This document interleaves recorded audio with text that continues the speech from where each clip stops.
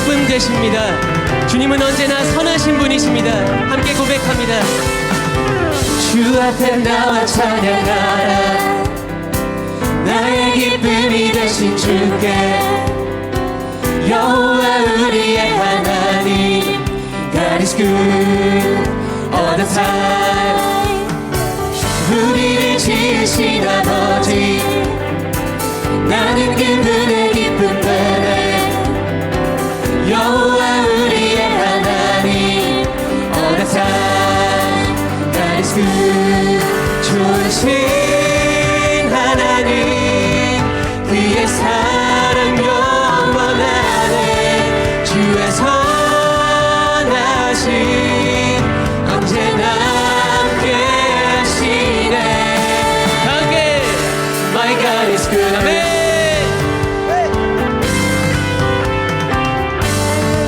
주 앞에 나와 찬양하라. 나의 기쁨이 되신 주께 여호와 우리의 하나님 God is good all the time. 우리를 지으신 아버지 우리 그분의 기쁨 됩니다. 나는 그분의 기쁨 되네. 여호와 우리의 하나님 all the time God is good. 좋으신 하나님 그의 사랑 영원하네. 주의 선하심 언제나 함께 주신 하나님 그의 사랑 영원하네. 주의 선하심 언제나 함께 하시네. My God is good. 아멘.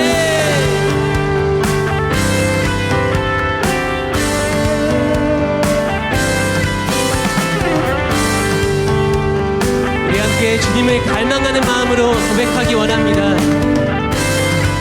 주님의 임재 이곳에 주님의 영광 이곳에 내 마음 다해 노래하네. God is good all the time.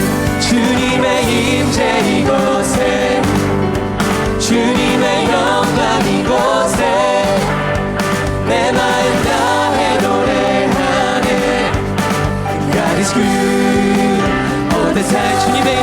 주님의 임재 이곳에 주님의 영광 이곳에 내 마음 다해 노래하네. God is good all the time, all the time, all the time. God is good.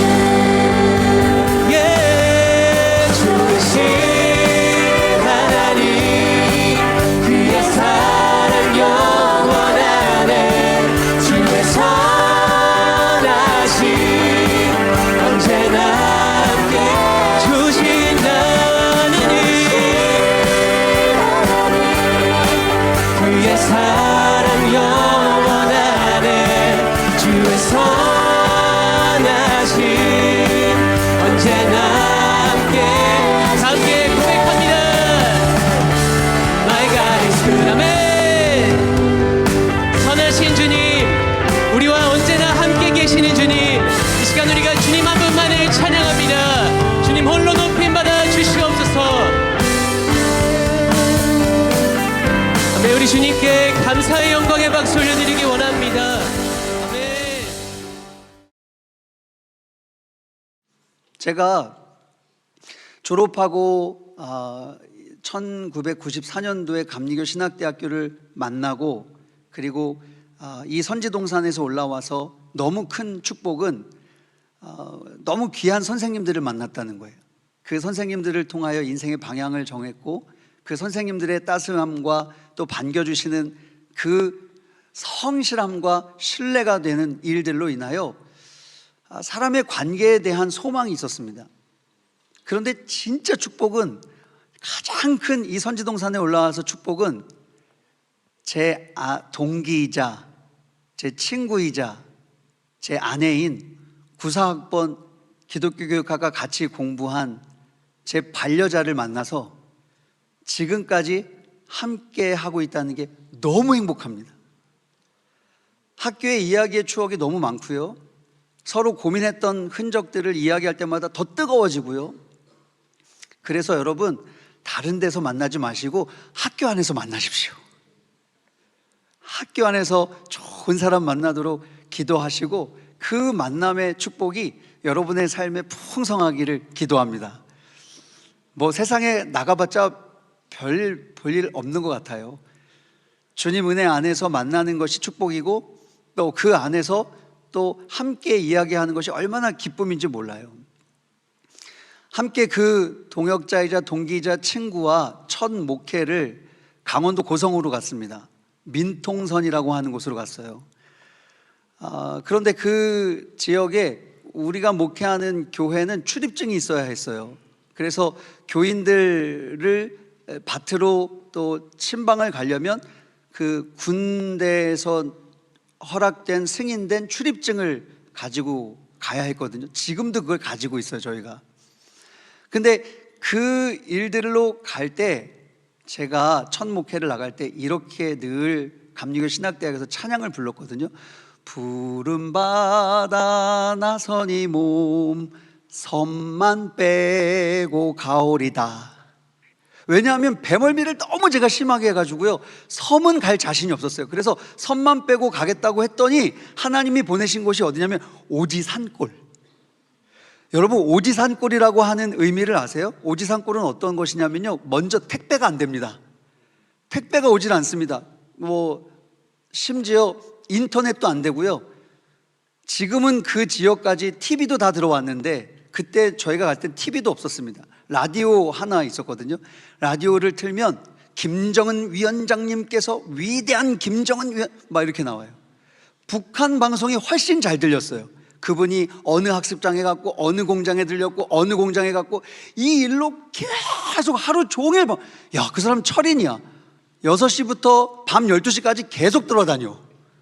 아무튼 그게 계속 나왔어요. 그러니까 뭐 아무것도 들리지 않았던 그때.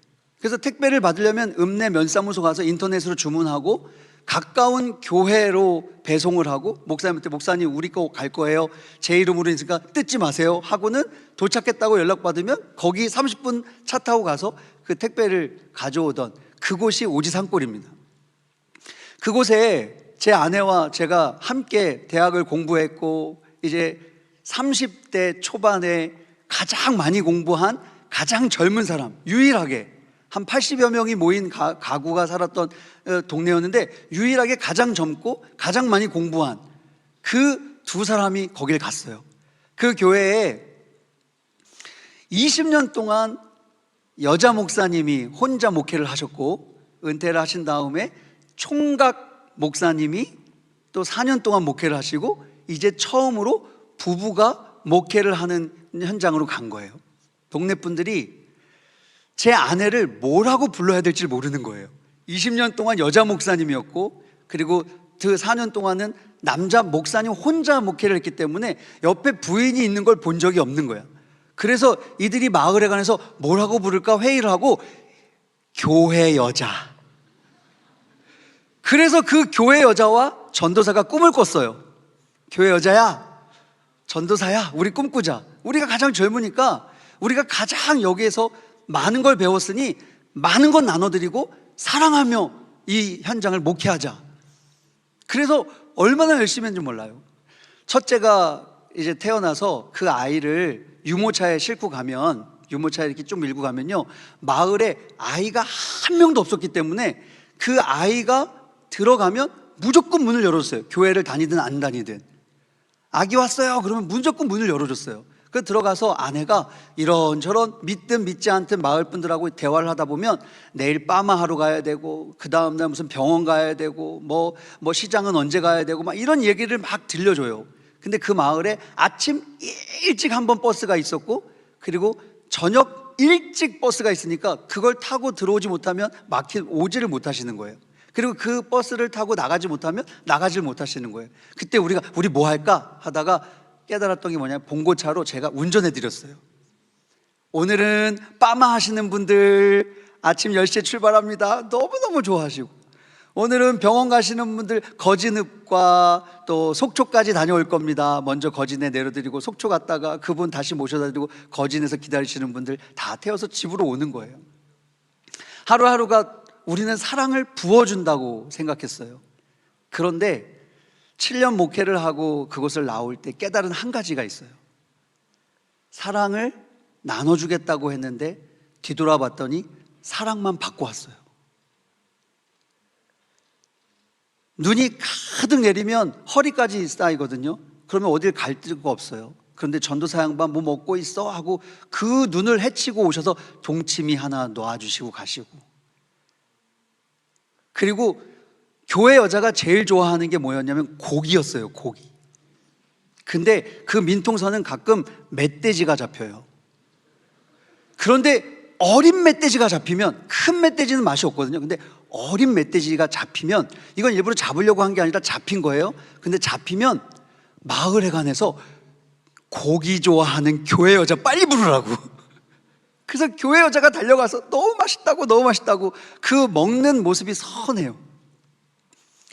전도사가 목사 안수 받았다고 막 이제 잔치를 했어요. 근데 목사가 뭔지 모르죠. 목사는요 안수권이 있어요. 막 이렇게 자랑을 했더니 어느 날 믿지 않는 집에서 우리 집 소가 이제 송아지를 낳을 건데 와서 잘 낳도록 안수해 달래요. 제가 그 소에 가서 안수했어요. 그런데 뒤돌아볼 때는 아니 무슨 뭐 사람도 아니고 뭐 소에게 안수를 해 했는데 뒤돌아보니까요, 아 이분들이 믿지는 않지만 목사에게 안수권이 있다니까 믿지는 않아도 우리 동네의 목사님으로 인정했던 거예요. 그래서 7년을 뒤돌아보니까 사랑하려고 갔던 그곳에 말로 다 할 수 없는 사랑만 받고 왔더라고요. 여러분, 우리의 삶의 여정 가운데 주님이 누가복음 10장에 이웃 대어주라고 하신 말씀이 있어요. 내가 이웃 대어줘라. 이웃 대어주려고 했더니 내게 이웃이 선물로 다가오더라고요. 상처받았다고 사람을 끊고 관계를 끊으면 더 이상 연결할 게 없지만, 내가 그럼에도 불구하고 주님 말씀 따라 이웃 대어주려고 사랑하려고 다가갈 때 주님께서는 그 사랑을 누리는 만남을 허락하신다는 거예요. 이 사랑이 목회가 지칠 때마다 힘들 때마다 다시 저를 회복시켜주는 힘이 되고 약이 되고 있어요. 여러분께 권면 하나 드리고 싶은데요, 교회 봉사를 하다가 힘들다고 좀 더 편하고 쉬운 아르바이트 자리를 가시는 분들이 있어요. 주말에 교회를 가는 게 아니라 평일에 그냥 난 아르바이트해서 학비 벌 거야, 뭐 이렇게 해서 대체하는 분들이 있어요. 물론 그 방법도 방법이겠지만 저는 여러분에게 권면드리고 싶어요. 여러분, 교회로 가십시오. 선지 동산 올라오게 하신 것이 주님이 부르신 것이라면 저는 여러분이 현장이 교회가 될 때에 주님께서 여러분이 섬기다가 지치든 여러분이 섬기다가 상처를 받든 반드시 그 현장에서 다시 힘을 주시고 다시 만나게 하시고 그래서 다시 소망을 품게 하실 줄 믿습니다. 내 삶의 현장에 목회가 아니어도 괜찮습니다. 여러분의 모든 수업, 여러분이 해야 할 모든 일들 가운데 하겠다고 했다면 최선을 다하십시오. 옛날 우스개 이야기 하나 하겠습니다. 한 할머니가 며느리가 전도를 해서 어쩔 수 없이 이제 교회를 처음 간 거예요. 가가지고 이제 뭐 말씀을 듣는 동만도 하고 이제 오후에는 일요일이니까 일요일 오후에 그 마을에 마을회관에 가면 어르신들이 다 모여 있거든요. 시골에는. 근데 거기에 갔더니 이제 똑같은 루틴, 화투를 치고 계시는 거죠. 그래서 이제 할머니도 화투에 이제 동참하기 시작했어요. 재밌어? 하고 화투 치며 이야기를 하는데, 그런데 문득 그날 설교에서 들은 신기한 이야기가 생각이 난 거예요. 그래서 이렇게 시작을 했대요. 세상에 예수가 죽었디야. 그랬더니 옆에 화투 치던 분들이 왜 죽었디야? 그랬더니 몰라, 못 박혀 죽었디야. 그때 옆에 있는 분이 아이고 세상에, 근데 예수가 누구요? 그랬더니 아유 몰라, 근데 분명한 것은 우리 며느리가 아버지 하는 거 보니까 사돈인가벼. 그러니까 아니 옆에서 깜짝 놀라가지고, 아니 사돈인데 안 가봐도 돼야? 그랬더니 이분이 하는 말이, 괜찮여, 3일 만에 살아났디야. 여러분 들어보셨을 거예요. 그런데 저는요, 이걸 처음 들었을 때 제 내리를 팍 하고 박혔어요. 마지막 3일 만에 살아났대. 내 평생의 삶의 여정 가운데 제가 물었어요. 나는 평생 누구를 믿고 살지? 살아계신 예수 그리스도. 그 죽음을 이기셔서 지금도 우리와 함께 하시는 살아계신 예수 그리스도. 아무리 위대했어도 죽은 성인이 아니라, 책에서 만나는 위인이 아니라 지금도 살아계셔서 나와 함께 하시는 예수 그리스도. 이분의 여정을 내가 따라갈 수 있다면 내 목회는 살아있다, 내 목회는 행복하다, 내 목회는 감격이 있다. 살아있는 자만 누릴 수 있는 감격이라는 거예요. 그래서 살아계신 예수 그리스도의 말씀을 소홀히 하면 안 됩니다. 말씀이 분명해야 삶의 자리가 두렵지 않습니다. 사도 요한이요, 그 반모섬에 갇혀서 난 이제 끝났구나, 교회들도 그 어려움 가운데 우리 교회가 끝나는가, 도미티안 황제가 이기고 끝나는 건가, 교회는 사라지는 건가, 그 절망 가운데 있을 때 주님께서 그를 부르셔서 그 확실하고 분명한 걸 보여주셔요. 하늘의 예배, 하늘의 승리 예배가 이 땅 가운데 올 것이다. 내가 속히 오리라. 그 사실을 요한계시록을 통해 보았던 사도 요한이 다시 눈을 뜬 곳은요, 그저 축축하고 어둡고 언제 죽을지 모르던 반모섬, 그 감옥 아니었습니다. 그래 눈을 뜬 현실에서 주님 나 좀 데려가 주세요가 아니었습니다. 아멘, 주님 어서 오시옵소서, 마라나타. 그리고 그가 편지를 써서 교회들에게 회람합니다. 그리고 회람하며 그 요한이 보았던 분명한 하늘의 예배를 맛본 교회들이 이 고백으로 그 어마어마한 핍박을 두려움 속에서 이기며 담대히 오늘날까지 서 있는 줄 믿습니다. 그러니 이 성경이 나에게 분명해지면 여러분, 우린 두렵지 않습니다. 성경 여러분이 정말 머리 좋을 때 최소한 1년에 1독 정독하셔야 돼요. 여러분의 신학을 부르신 여러분의 삶의 현장 가운데 선생님들이 읽으라고 하는 책도 읽어야 중요하지만, 여러분의 삶의 현장으로 돌아가서 성경을 소홀히 하시면 안 된다는 거예요. 말씀 안에 구원의 감격이 살아날 때 목회 현장도 우리에게 있어서 살아나게 될 줄 믿습니다. 골로새서 3장 16절 세 번역입니다. 우리 화면 보고 크게 한번 읽어보겠습니다. 시작. 그리스도의 말씀이 여러분 가운데 풍성히 살아있게 하십시오. 그리스도의 말씀이 여러분 가운데 풍성히 살아있다면 그 감격으로 어떠한 어려움도 두렵지 않을 겁니다. 어떠한 상황의 상처도 이기게 될 줄 믿습니다. 그때 우리의 말이나 행동 무엇을 하든지 그 이름에 힘입어 감사하게 될 것입니다. 골로새서 3장 17절 말씀 읽겠습니다. 시작. 말이든 행동이든 무엇을 하든지 모든 것을 주 예수의 이름으로 하고 그분에게서 힘을 얻어서 하나님 아버지께 감사를 드리십시오. 아멘. 여러분 여기에 보면요, 주 예수의 이름으로 하고 그분에게 힘을 얻어서, 이게 무슨 말입니까? 그 주 예수의 이름으로 하고 그분에게 힘을 얻어서, 예수 그리스도를 통한 구원의 감격입니다. 주님이 나를 살려주셨다는 이 놀라운 사실, 그 감격이 나를 사로잡으면 우리는 감사밖에 할 것이 없다는 거예요. 여러분, 구원은 내 정체성이 달라지는 거예요. 나로 살던 내가, 세상을 붙들려서 살던 내가 예수로 붙들려 사는 것, 그것이 구원의 감격입니다. 세상은 네가 제일 중요해, 그러니까 네가 좋은 거 선택해, 네가 하고 싶은 것 해, 인본주의로 끊임없이 우리를 유혹합니다. 그러다가 실패하면요, 난 아무것도 아니야, 나는 쓰레기 같은 존재야, 나는 할 수 있는 게 아무것도 없어, 좌절하고 패배주의자로 살게 합니다.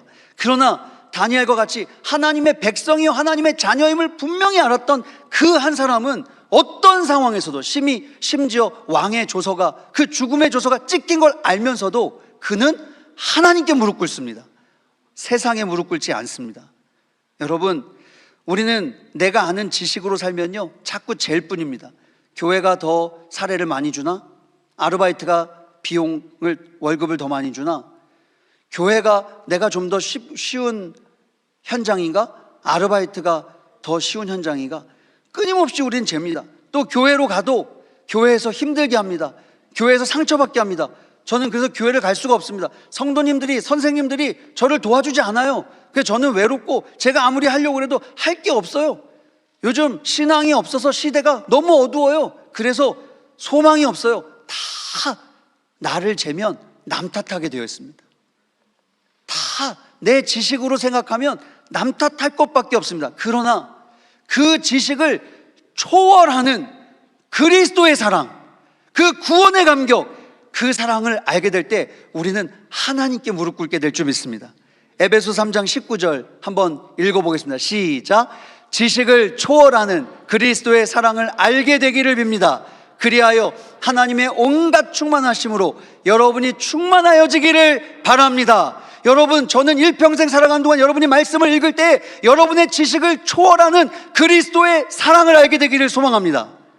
그 말씀 안에서 내가 쟀던, 내가 생각했던, 내가 바라봤던 그 프리즘이 내 지식의 창이 아니라 그리스도의 창이 되기를, 그리스도의 사랑의 창이 되기를, 그때 하나님의 온갖 충만함으로 나를 충만하게 할 때 그 배에서 흘러넘치는 생수의 강 맛보게 될 때 어디로 향하든 여러분 주님 안에서 두렵지 않게 될 줄 믿습니다.